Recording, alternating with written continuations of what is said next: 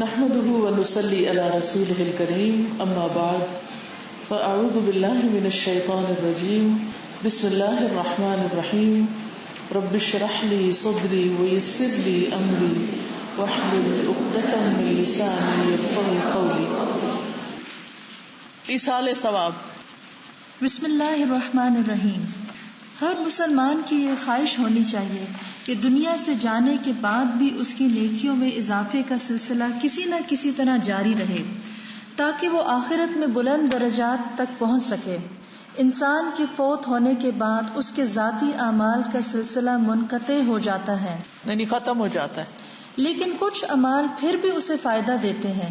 ان میں سے ایک تو وہ نیک اعمال ہیں جو انسان اپنی زندگی میں خود کر جاتا ہے اور ان پر اجر و ثواب کا سلسلہ بعد میں بھی جاری رہتا ہے. دوسرے وہ نیک اعمال جو لواحقین میت کے ایصال ثواب کی نیت سے کرتے ہیں.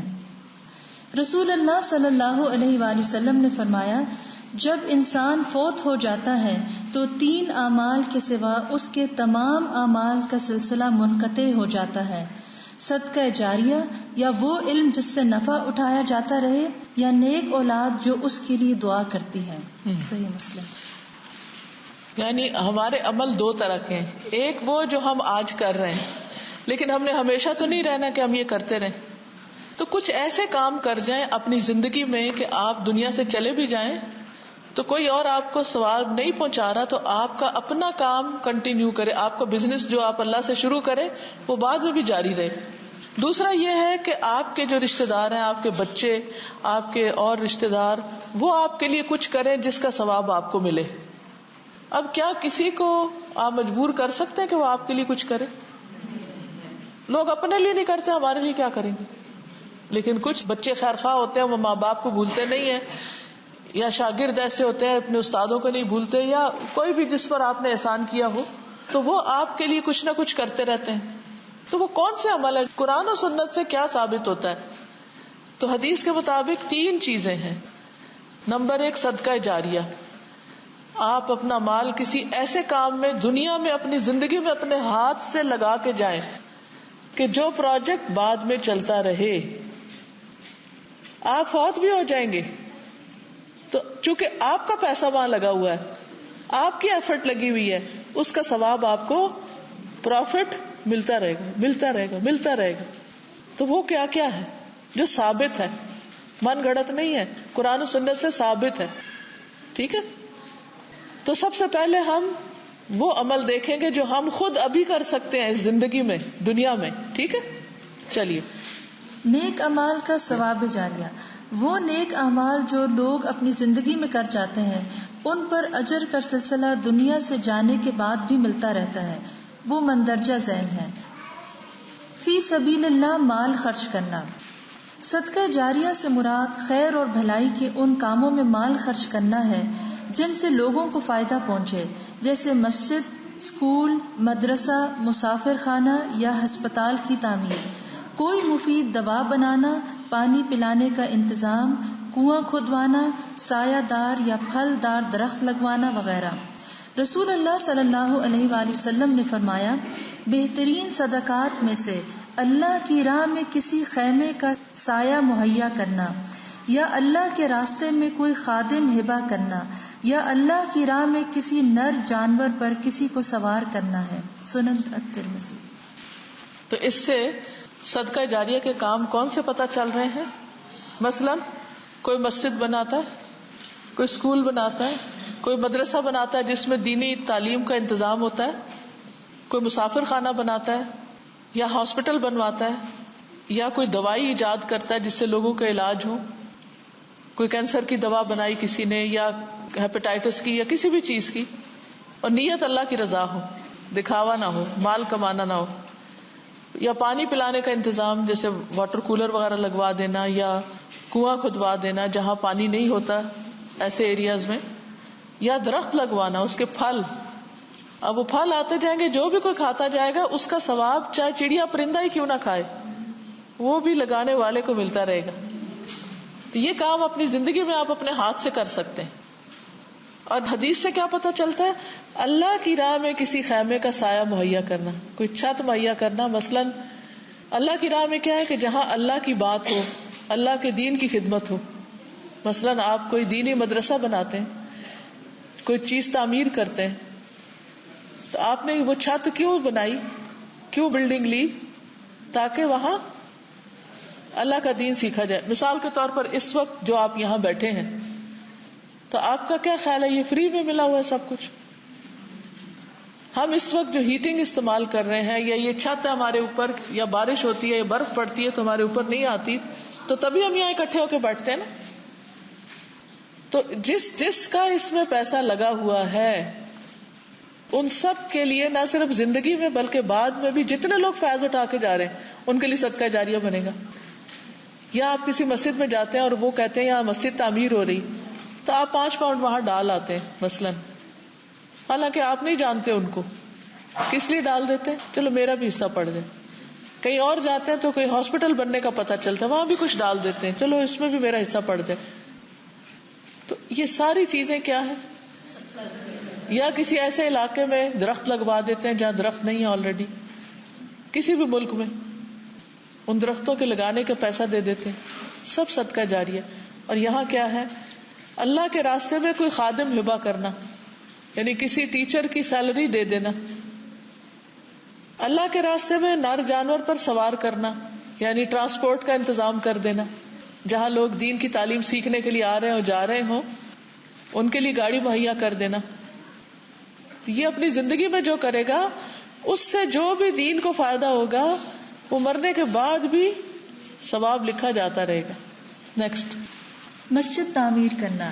رسول اللہ صلی اللہ علیہ وآلہ وسلم نے فرمایا، جس نے اللہ کے لیے قطعات پرندے کے گھونسلے جتنی یا اس سے بھی چھوٹی مسجد بنائی تو اللہ تعالیٰ اس کے لیے جنت میں گھر تیار کریں گے. رسول اللہ صلی اللہ علیہ وآلہ وسلم نے فرمایا، جو شخص اللہ کے لیے کوئی مسجد بنائے گا تو اللہ تعالیٰ اس کے لیے اسی طرح کا ایک گھر جنت میں بنا دے گا. پانی کا انتظام کرنا.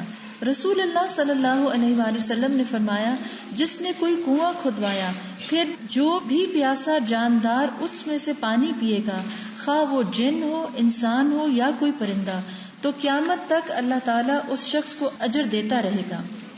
کنواں کھدوانے کے علاوہ دیگر طریقوں کے ذریعے پانی کا انتظام کرنا بھی باعث ثواب ہے، مثلاً ہینڈ پمپ، الیکٹرک کولر لگوانا. درخت لگانا. رسول اللہ صلی اللہ علیہ وآلہ وسلم نے فرمایا، جس مسلمان نے کوئی درخت لگایا تو جو اس درخت سے کچھ کھا گیا وہ اس کے لیے صدقہ ہے، جو اس میں سے چوری ہو گیا وہ بھی اس کے لیے صدقہ ہے، جو درندوں نے کھا لیا وہ بھی اس کے لیے صدقہ ہے، جو پرندوں نے کھا لیا وہ بھی اس کے لیے صدقہ ہے، اور جو بھی اس میں کمی کرے گا مگر وہ اس کے لیے صدقہ ہوگا. کتنا بڑا ثواب ہے درخت لگانے. لیکن ہم میں سے کتنے لوگوں نے آج تک کوئی درخت لگائے؟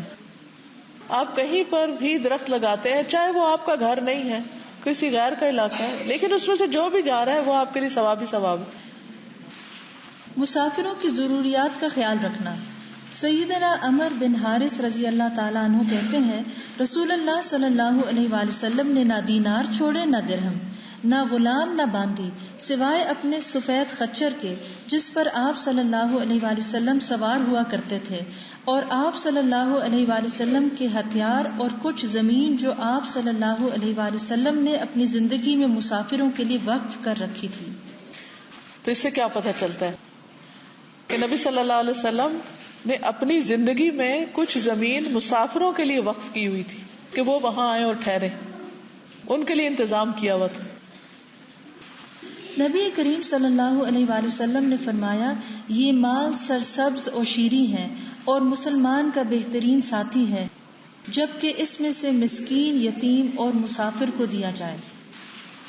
یعنی آپ غریبوں پر بھی خرچ کریں اور مہمانوں پر بھی کریں اور سفر کرنے والوں پر بھی. مجھے یاد پڑتا ہے کہ محمد اسد نے جو اسلام قبول کیا تھا، جنہوں نے قرآن پاک کی ٹرانسلیشن بھی کی ہے، تو وہ ایک ایسے ہی مسلمان سے متاثر ہوئے تھے اسلام سے پہلے کہ جو ایک بہت ہی غریب قسم کا تھا، جس نے کپڑے میں روٹی لپیٹ کے رکھی ہوئی تھی اور بحری جہاز میں ان کا ہم سفر تھا. تو کہتے اتنا کمزور سا اور بوڑھا سا وہ آدمی جس کے پاس کھانے کو بس وہی سوکھی روٹی تھی جو کپڑے میں لپٹی ہوئی تھی.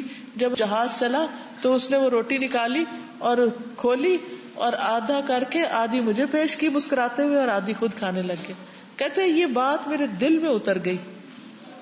تو جب آپ سفر اکٹھے کر رہے تو جو آپ کے ہم سفر، یہ نہیں صرف فیملی، کوئی اور بھی ساتھ بیٹھا ہوا، ان کو بھی کچھ آفر کریں.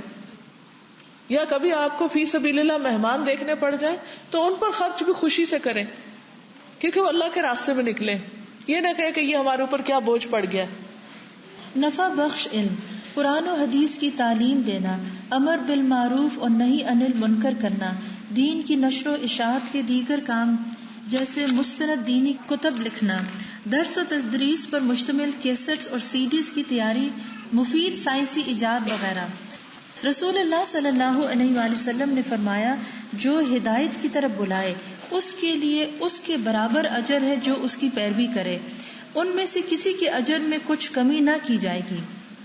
رسول اللہ صلی اللہ علیہ وآلہ وسلم نے فرمایا، بے شک اللہ، اس کے فرشتے، آسمانوں اور زمین کی ہر چیز، یہاں تک کہ اپنے بلوں میں موجود چیونٹیاں اور مچھلیاں، لوگوں کو خیر کی تعلیم دینے والے کے لیے دعا کرتی ہیں. اب اس میں آپ کیا کر سکتے ہیں؟ جو سیکھا اس کو آگے پہنچائیں. کس کس طریقے سے پہنچا سکتے ہیں؟ مثلا آج آپ نے فقہ القلوب میں جو پڑھا ہے، کیا کسی کے ساتھ جا کے شیئر کر سکتے ہیں کہ نہیں؟ اگر اس پر اثر ہو گیا اور اس کی نماز بھی اچھی ہو گئی تو کس کو ثواب ملے گا؟ آپ کو ملے گا، کیونکہ آپ نے آگے بتایا. ٹھیک ہے نا. کسی کے لیے جاتے ہوئے کوئی کتاب لے کے چلے جاتے ہیں، اس کو دے دیتے ہیں. شیطان کہتے نہیں اس نے کوئی نہیں پڑھنی، مت پیسے ضائع کرو. آپ کہتے کوئی بات نہیں، کوئی اور پڑھ لے گا. وہ نہیں پڑھے گا، کوئی اور پڑھ لے گا.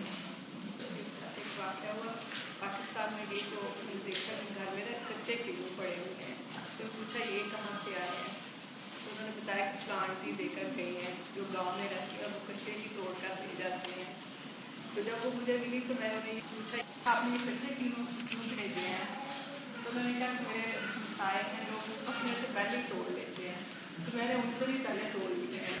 تو پھر میں نے انہیں یہ بتایا کہ اگر آپ پہلے دیتے اور وہ آپ کے بغیر کچھ بھی توڑ لیں تو آپ کو اس کا صدقہ کا ثواب ملنا تھا.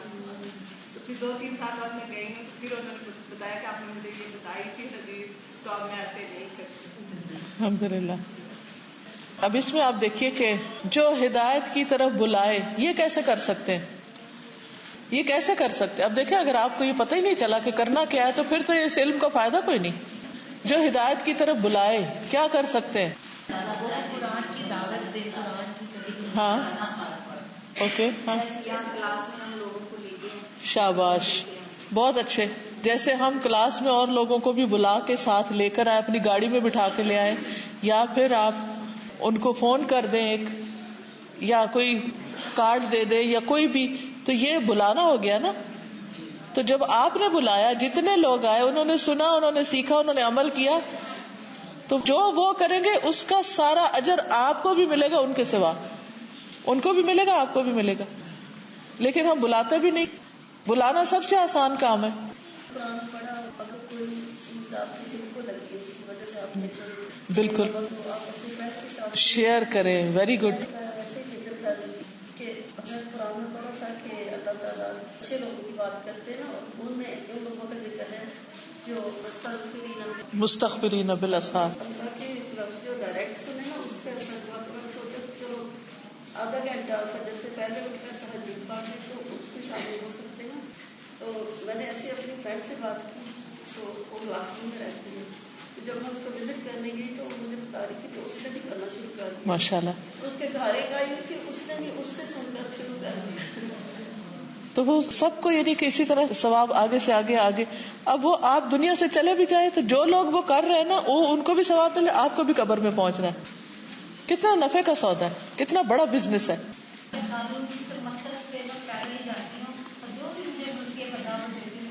Very good. گروسری شاپ میں جائیں، کپڑوں کی دکان میں جائیں، ٹیلر کے پاس جائیں، ہر جگہ جو ملے اسے کہیں چلو کلاس میں. نیک اولاد کی صحیح تربیت کرنے والا قیامت کے دن تک اس کی کمائی وصول کرتا رہے گا.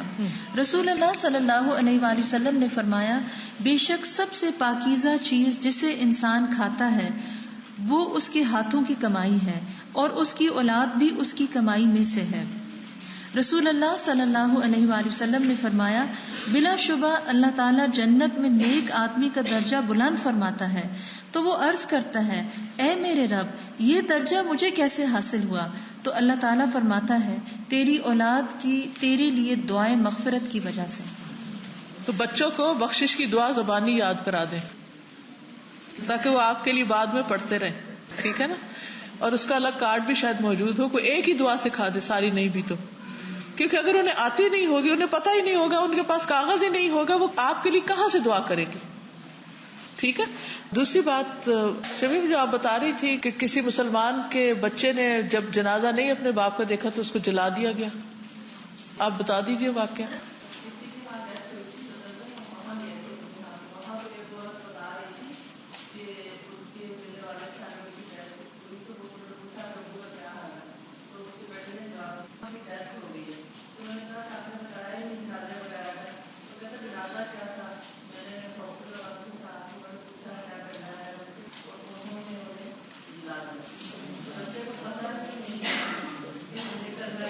کس قدر عبرت کی بات ہے.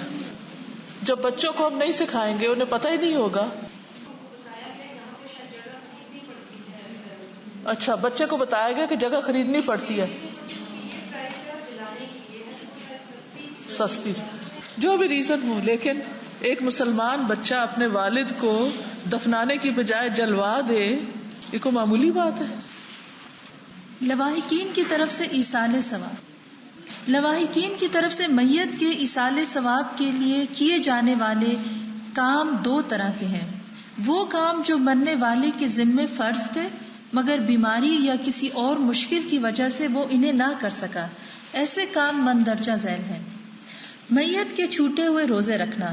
رسول اللہ صلی اللہ علیہ وآلہ وسلم نے فرمایا جو شخص فوت ہو جائے اور اس کے ذمے کچھ روزے ہوں تو اس کا ولی اس کی طرف سے روزے رکھے.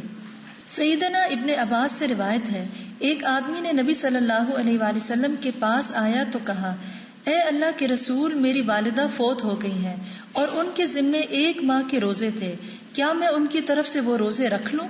آپ صلی اللہ علیہ وآلہ وسلم نے فرمایا ہاں, بس اللہ کا قرض زیادہ حقدار ہے کہ اسے ادا کیا جائے. میت کی نظر پوری کرنا. سیدنا سعد بن عبادہ رضی اللہ تعالی عنہ نے رسول اللہ صلی اللہ علیہ وآلہ وسلم سے پوچھا بے شک میری والدہ وفات پا گئی ہیں اور ان کے ذمے نظر تھی جو وہ پوری نہ کر سکیں, تو رسول اللہ صلی اللہ علیہ وآلہ وسلم نے فرمایا تم ان کی نظر پوری کر دو. میت کی طرف سے حج کرنا. سیدنا ابن عباس رضی اللہ تعالیٰ عنہ سے روایت ہے کہ ایک عورت نبی کریم صلی اللہ علیہ وآلہ وسلم کی خدمت میں حاضر ہوئی اور عرض کیا میری ماں نے حج کرنے کی نظر مانی تھی لیکن حج کرنے سے پہلے فوت ہو گئی, کیا میں ان کی طرف سے حج ادا کروں؟ آپ صلی اللہ علیہ وآلہ وسلم نے فرمایا ہاں, اس کی طرف سے حج ادا کر دو, اور فرمایا تمہارا کیا خیال ہے اگر تمہاری والدہ پہ قرض ہوتا تو کیا تم اسے ادا کرتی؟ اس نے کہا ہاں. آپ صلی اللہ علیہ وآلہ وسلم نے فرمایا اللہ کا قرض ادا کر دو کیونکہ اللہ زیادہ حقدار ہے کہ اس کا قرض ادا کیا جائے. سیدنا بریدہ بیان کرتے ہیں کہ ایک دفعہ میں رسول اللہ صلی اللہ علیہ وآلہ وسلم کے پاس بیٹھا ہوا تھا کہ آپ صلی اللہ علیہ وآلہ وسلم کے پاس ایک عورت آئی اور اس نے کہا میں نے اپنی والدہ پر ایک لونڈی صدقہ کی تھی لیکن وہ فوت ہو گئی ہے. آپ صلی اللہ علیہ وآلہ وسلم نے فرمایا تجھے اجر ضرور ملے گا اور وہ لونڈی اس نے تجھ پر میراث کی صورت میں لوٹا دی ہے. پھر اس نے کہا اے اللہ کے رسول صلی اللہ علیہ وآلہ وسلم میری والدہ کے ذمے 1 ماہ کے روزے تھے, کیا میں ان کی طرف سے روزے رکھوں؟ آپ صلی اللہ علیہ وآلہ وسلم نے فرمایا تو ان کی طرف سے روزے رکھ لے.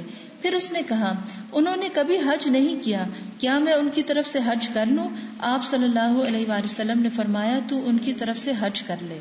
تو اس سے پتہ چلتا ہے کہ فوت ہونے والوں کی طرف سے حج بھی کر سکتے ہیں, اور اگر انہوں نے کوئی نظر مانی ہو تو وہ بھی پوری کر سکتے ہیں, اگر ان کے اوپر کوئی قرضہ ہو تو وہ بھی چکا سکتے ہیں. یہ بہترین گفٹ ہے جو کسی مرنے والے کو دے سکتے ہیں. فدیہ دے دے. جی نہیں ویسے نہیں, ان کے اوپر ہو تو پھر نظر مانی ہو. جی آپ فرض کو فدیہ دیا جا سکتا ہے, نظر کے روزے رکھنے کا حکم دیا گیا ہے, اگر وہ کوئی نہ رکھ سکے تو اس کا بھی فدیہ دے سکتی کیونکہ وہ بھی فرض کے درجے میں آ جاتے ہیں. اگر اولاد نے ماں باپ کے لیے کچھ کیا ہو, ارن کیا ہو, جی ان کے لیے یہ سارے کام کر سکتے ہیں نا, یہ جو دوسری قسم کے کام ہیں.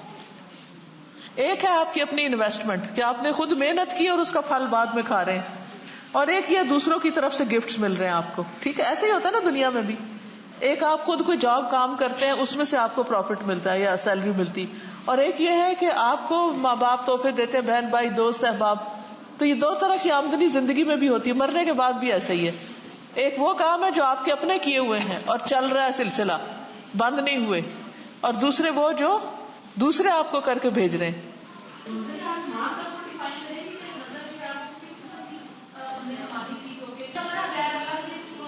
نہیں, غیر اللہ کے لیے تو سوال ہی پیدا نہیں ہوتا, تو آؤٹ آف کوشچن ہے.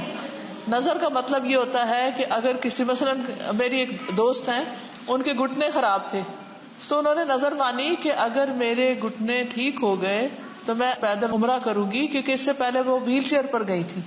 تو الحمدللہ انہوں نے آپریشن کرایا, ان کے گھٹنے ٹھیک ہو گئے, اور اب وہ اس مہینے یا نیکسٹ منتھ جائیں گی اپنی نظر پوری کرنے. ٹھیک. میت کا قرض اتارنا. سیدنا سلمہ بن اکوع رضی اللہ تعالیٰ عنہ سے روایت ہے, ہم نبی کریم صلی اللہ علیہ وآلہ وسلم کے پاس بیٹھے ہوئے تھے. ایک جنازہ لایا گیا. لوگوں نے عرض کیا, کیا اس کی نماز جنازہ پڑھا دیں؟ آپ صلی اللہ علیہ وآلہ وسلم نے پوچھا, کیا اس نے ترکے میں کوئی مال چھوڑا ہے؟ لوگوں نے کہا نہیں.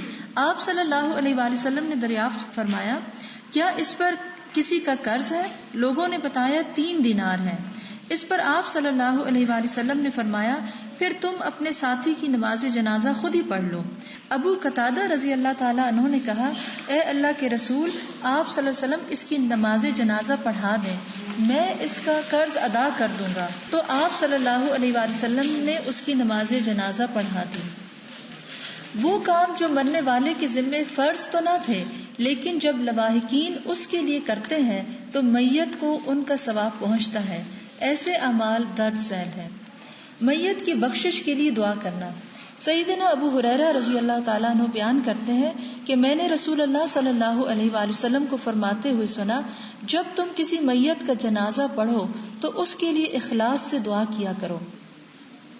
سیدنا عثمان بن عفان سے مروی ہے کہ نبی کریم صلی اللہ علیہ وآلہ وسلم جب میت کو دفن کر کے فارغ ہو جاتے تو قبر پر رکتے اور فرماتے, اپنے بھائی کے لیے استغفار کرو, یعنی اس کو فائدہ پہنچتا ہے. ٹھیک. میت کی بخشش کی دعائیں الگ کارڈ پر دستیاب ہیں. میت کی طرف سے صدقہ کرنا. سیدہ عائشہ رضی اللہ تعالی عنہا سے روایت ہے, ایک آدمی نے نبی کریم صلی اللہ علیہ وآلہ وسلم سے پوچھا, میری والدہ اچانک فوت ہو گئی ہیں, میرا خیال ہے اگر انہیں بات کرنے کا موقع ملتا تو وہ ضرور صدقہ کرتی, اگر میں ان کی طرف سے صدقہ کروں تو کیا انہیں اجر ملے گا؟ آپ صلی اللہ علیہ وآلہ وسلم نے فرمایا, ہاں. سیدنا سعد بن عبادہ رضی اللہ تعالیٰ عنہ کہتے ہیں, میں نے کہا, اے اللہ کے رسول صلی اللہ علیہ وآلہ وسلم, میری والدہ فوت ہو گئی ہیں, کیا میں ان کی طرف سے صدقہ کروں؟ آپ صلی اللہ علیہ وآلہ وسلم نے فرمایا, ہاں. میں نے عرض کیا, کون سا صدقہ افضل ہے؟ آپ صلی اللہ علیہ وآلہ وسلم نے فرمایا, پانی پلانا. یہ اب آپ کے سوال کا جواب ہے نا, کہ یہ بچہ ماں کی طرف سے کر رہا, لیکن ماں بھی بچے کی طرف سے یہ کر سکتی. ٹھیک. سیدنا ابن عباس کہتے ہیں کہ سیدنا سعد بن عبادہ رضی اللہ تعالیٰ عنہ کی والدہ ان کی غیر موجودگی میں فوت ہو گئی, تو انہوں نے عرض کیا, اے اللہ کے رسول صلی اللہ علیہ وآلہ وسلم, میری والدہ فوت ہو گئی اور میں موجود نہ تھا, کیا ان کی طرف سے میرا صدقہ کرنا ان کو فائدہ دے گا؟ آپ صلی اللہ علیہ وآلہ وسلم نے فرمایا, ہاں. تو سعد نے کہا, میں آپ صلی اللہ علیہ وآلہ وسلم کو گواہ بناتا ہوں کہ میرا پھل دار باغ ان کی طرف سے صدقہ ہے. پورا باغ اپنی ماں کے لیے دیا. میت کو قربانی میں شریک کرنا. میت کو اجر پہنچانے کے لیے قربانی میں شریک کیا جا سکتا ہے. سیدہ عائشہ رضی اللہ تعالی عنہا بیان کرتی ہیں, بلا شبہ رسول اللہ صلی اللہ علیہ وآلہ وسلم نے سینگوں والا ایک مینڈھا لانے کا حکم دیا جس کے ہاتھ, پاؤں, پیٹ اور آنکھیں سیاہ تھیں. چنانچہ وہ آپ صلی اللہ علیہ وآلہ وسلم کے پاس لایا گیا تاکہ آپ صلی اللہ علیہ وآلہ وسلم اس کی قربانی کریں. پھر آپ صلی اللہ علیہ وآلہ وسلم نے فرمایا, اے عائشہ چھری لاؤ. پھر فرمایا, اسے پتھر پر تیز کرو. انہوں نے ایسا ہی کیا. پھر آپ صلی اللہ علیہ وآلہ وسلم نے چھری کو تھاما اور مینڈے کو ذبح کرنے کے لیے لٹا دیا. پھر آپ صلی اللہ علیہ وآلہ وسلم نے فرمایا, بسم اللہ اللہم تقبل من محمد و آل محمد و من امتی محمد. اللہ کے نام کے ساتھ, اے اللہ محمد، آل محمد اور امت محمد کی طرف سے قبول فرما، پھر اسے ذبح کر دیا۔ یہ سب کو شریک کر لیا۔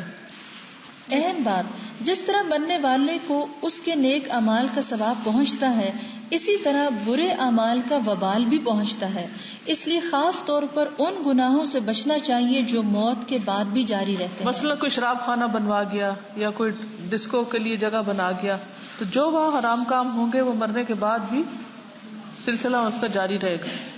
اللہ کے رسول صلی اللہ علیہ وآلہ وسلم نے فرمایا، جس نے اچھا طریقہ جاری کیا اور اس پر عمل کیا گیا اسے اس کا ثواب ملے گا، اور ان لوگوں کے ثواب کے برابر مزید ثواب ملے گا جو اس پر عمل کریں گے، ان بعد والوں کے ثواب میں کوئی کمی نہ ہوگی۔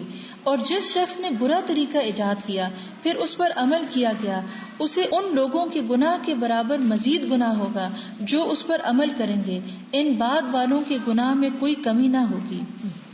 ایصال ثواب میں بدعات سے بچنا۔ میت کے ایصال ثواب کے لیے ضروری ہے کہ صرف ان کاموں پر اکتفا کیا جائے جو قرآن اور سنت سے ثابت ہیں، اور ایسے تمام کاموں سے بچا جائے جو ثواب کی غرض سے نبی صلی اللہ علیہ وآلہ وسلم کے بعد ایجاد کر لیے گئے ہیں۔ یعنی نبی صلی اللہ علیہ وسلم نے خود یہ کام کبھی بھی نہیں کیے تھے اور لوگوں نے شروع کر دیے، تو یہ کام نہیں کرنے چاہیے۔ وہ کون کون سے؟ میت کے پاس بطور راہداری سورۃ البقرہ کی تلاوت کرنا۔ یعنی کہتے ہیں نا کہ میت کو ساتھ دے رہے ہیں، نبی صلی اللہ علیہ وسلم نے کبھی میت کو ایسا کچھ نہیں دیا۔ دفناتے وقت میت کے ساتھ عہد نامہ رکھنا۔ قبر پر سورۃ الفاتحہ، سورہ اخلاص یا سورہ یاسین پڑھنا۔ نبی صلی اللہ علیہ وسلم نے یہ تو فرمایا کہ اپنے بھائی کے لیے استغفار کرو، بخشش کی دعا مانگو، لیکن وہاں کھڑے ہو کے یہ صورتیں نہیں پڑھی۔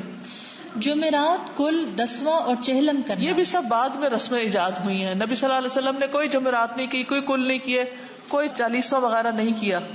ہر جمعرات کو گھر یا قبرستان میں کھانا یا مٹھائی تقسیم کرنا۔ قرآن اجرت پر پڑھوانا اور اس کا ثواب مرنے والے کو بھیجنا۔ بسم اللہ کا قرآن ختم کرنا یا چنوں پر 70,000 مرتبہ کلمہ پڑھنا۔ گٹھلیوں پر ایصال ثواب کی نیت سے ذکر کرنا۔ برسی منانا یا میت کو ثواب پہنچانے کی نیت سے سالانہ ختم دلانا۔ اللہ تعالیٰ سے دعا ہے کہ وہ ہمیں ہر بدعت سے بچنے اور نبی کریم صلی اللہ علیہ وآلہ وسلم کے بتائے ہوئے طریقے پر عمل کرنے کی توفیق عطا کرے۔ یہ ہے اصل محبت آپ سے اور اصل اتباع کے بس جو آپ نے کیا میرے لیے اتنا ہی کافی ہے، میں اسے زیادہ نہیں کرنا چاہتی، کیونکہ مجھے آپ پر ٹرسٹ ہے کہ سب نیکی کے کام آپ نے ہمیں بتا دیے۔ رسول اللہ صلی اللہ علیہ وآلہ وسلم کا فرمان ہے، میں تمہیں اللہ سے ڈرنے اور سننے اور اطاعت کرنے کی وصیت کرتا ہوں، اگرچہ حبشی غلام تم پر امیر ہو۔ تم میں سے جو میرے بعد زندہ رہے گا وہ بہت اختلافات دیکھے گا، تو تم پر میری سنت اور ہدایت یافتہ خلفائے راشدین کی سنت کو پکڑنا لازم ہے۔ اس کو خوب مضبوطی سے تھامنا، بلکہ داڑھوں سے پکڑے رکھنا، اور دین میں نئی پیدا کی ہوئی چیزوں سے بچنا، کیونکہ ہر نئی چیز بدعت ہے اور ہر بدعت گمراہی ہے۔ نبی صلی اللہ علیہ وآلہ وسلم نے ہر خطبے کے آغاز میں فرماتے، بہترین بات اللہ کی کتاب ہے اور بہترین سیرت محمد صلی اللہ علیہ وآلہ وسلم کی سیرت ہے، اور سارے کاموں میں بدترین کام نئے ایجاد کردہ کام ہے اور ہر بدعت گمراہی ہے۔ سیدنا ابن عمر کہتے ہیں، ہر بدعت گمراہی ہے اگرچہ لوگ اسے نیکی سمجھیں۔ اچھا، اب آپ چاہتے ہیں کہ میں آپ کو 1-2 پروجیکٹ بتا دوں جن میں آپ انویسٹ کر کے صدقہ جاریہ کما سکتے ہیں؟ اگر آپ چاہیں گے تو بتا دیتی ہوں۔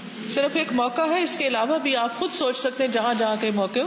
انشاءاللہ تعالیٰ ایسٹ لنڈن میں الہدا کی ایک بلڈنگ خرید رہے ہیں، اس کی تقریباً فائنلائز ہو چکی ہے، اور اس کا یہ اکاؤنٹ نمبر اور یہ ساری انفارمیشن موجود ہے، یہ وہاں پر لگا دیں، بعد میں بھی دیکھ سکتے ہیں، اور اگر کوئی یہاں دینا چاہے تو شہلا کے پاس جمع کرا دیں، یہ پھر آگے وہاں پر پہنچا دیں گی۔ اس میں صرف یہ نہیں، کسی بھی مسجد میں جائیں جہاں صحیح عقیدے کے ساتھ لوگ کام کر رہے ہیں، کچھ نہ کچھ حصہ اس میں ضرور ڈالا کریں۔ ہمیں نہیں پتا کہ کل کون سا بیج جو ہے وہ زیادہ بڑا درخت بن چکا ہو ہمارے بعد۔ ٹھیک ہے انشاءاللہ۔ جزاکم اللہ خیرا۔